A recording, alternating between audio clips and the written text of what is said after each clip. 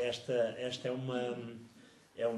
apenas uma curiosidade simpática para dar oportunidade às outras pessoas de falarem. Mais tarde podermos voltar, enfim, a outros pormenores.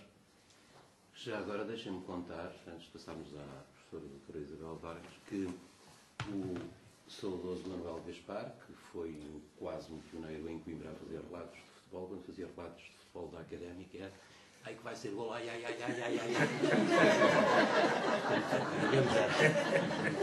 Sintonizava de uma outra maneira.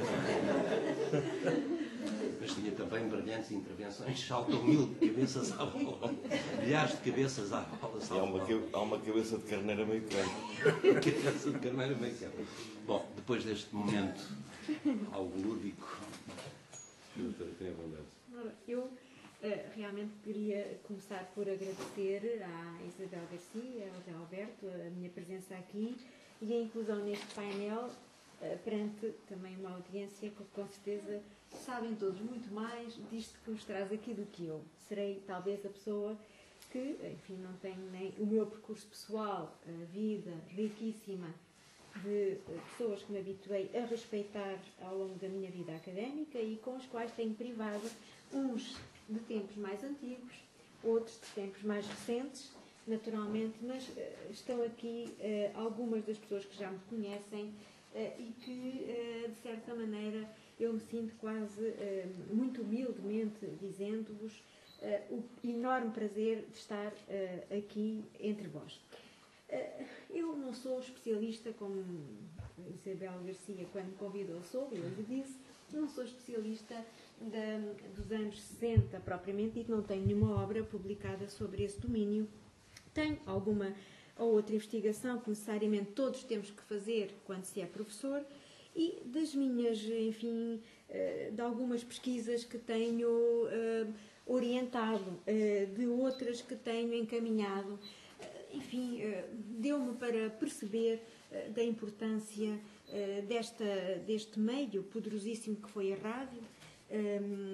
Aliás, curiosamente, Sazão Coelho recorda-se o seu convite uma vez para participar num programa aqui na RDP sobre o desembarque, o dia D, não é? Que eu, enfim, cientificamente fui munida de muitos materiais para escrever e, de facto, a rádio foi o meu primeiro embate com um meio que eu não conhecia, nunca tinha estado num estúdio, nunca tinha sequer falado para uma rádio e realmente, assim, de facto, é um meio muito mais forte do que nós imaginamos quando apenas só ouvimos, porque é só a nossa imaginação a falar. Bom, mas sintetizando-nos aquilo que aqui nos traz hoje e o que é que eu poderia, enfim, recordar. Eu, há bocado aqui, este senhor que tive hoje o prazer de conhecer e que já nos deu aqui uma grande lição, como nós, eu acho que este painel, não por mim, mas pelas pessoas que aqui estão, é importante nesse sentido. Já, se calhar, se tivessem aqui os nossos alunos hoje, aprendiam imenso, não é? Porque esta questão do lápis amarelo que há bocado falou, de facto, não, e para a televisão, se calhar teria outra cor, era a minha pergunta. Não sei, de facto, como é que era a censura aí. Talvez estejam aqui pessoas que nos possam responder. Mas gostaria de vos dizer que estes anos 60 e o facto deste meio rádio, um pouco fazendo a história do meio, em Portugal nasce com o Estado Novo, portanto nasce naturalmente sujeito à censura. E este é um aspecto que nós não podemos ignorar. E nesses anos, enfim, a rádio tem 80 anos, não é? Neste momento.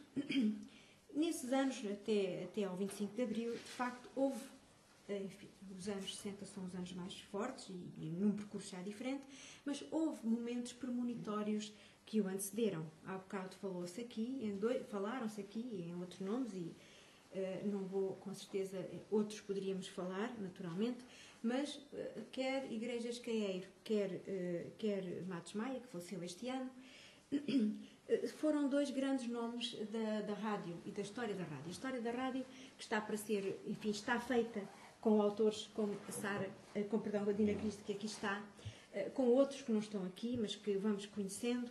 Está hoje, felizmente, a ser feita e muito bem neste livro da Dina Cristo aprendi também mais alguma coisa.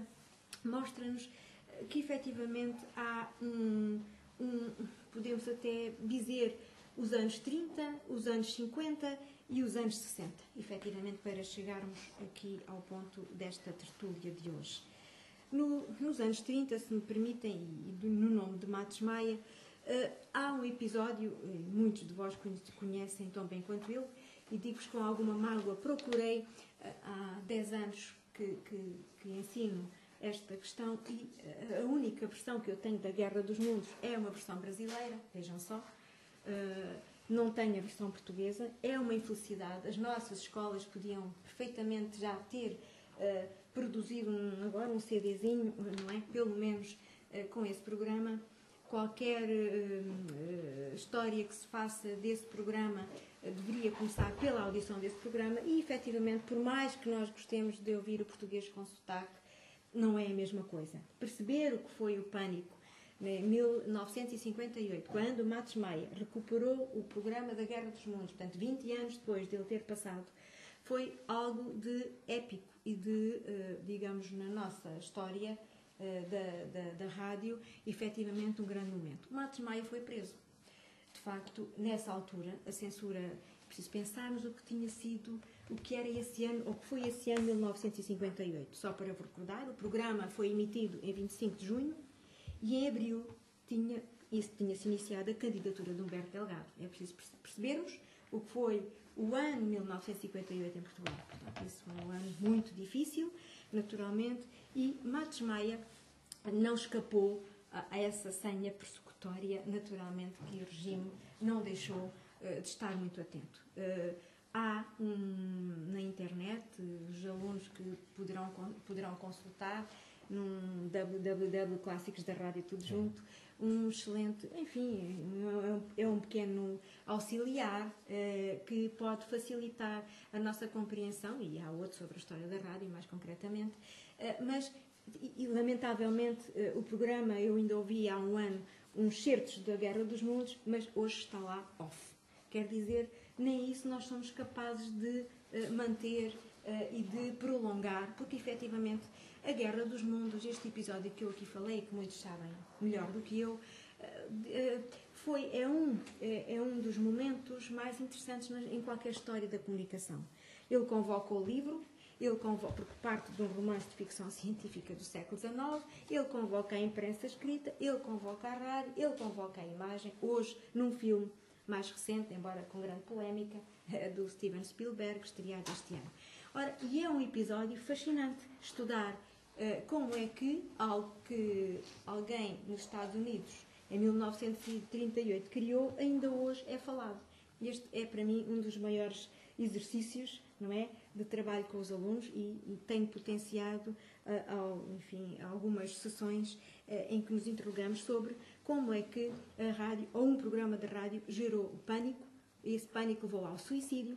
E reparem, não foi só nos Estados Unidos, foi na Venezuela, foi em Portugal, não sei se houve suicídios, não tenho esse conhecimento, mas de qualquer maneira o sentimento de pânico e o sentimento de que havia um meio que manipulava. Portanto, a questão, que é uma questão que se estuda muito, não é? A manipulação e o poder dos médias através da rádio, portanto, o despertar deste programa depois.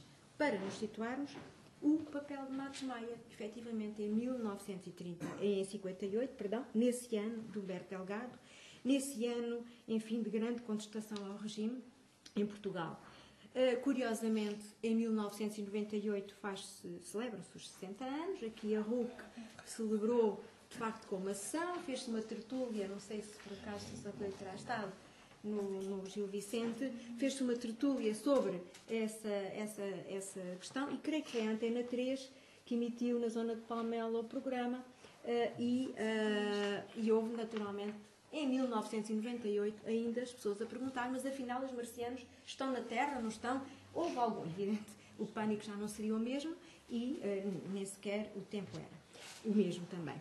Bom, nesses anos 58, 60, os anos seguintes, há todo um caminhar na sociedade portuguesa que é importante não perder de vista para se perceber como é que o Igrejas Caieiro, esse grande comunicador, tenho neste momento uma aluna a trabalhar com uma tese sobre ele, espero que ela conclua, entrevistou já o Igrejas Caieiro, que naturalmente é um homem que tem uma grande alegria em comunicar e que sentiu sentiu-se muito pequeno quando foi questionado para saber se poderíamos trabalhar sobre o seu papel.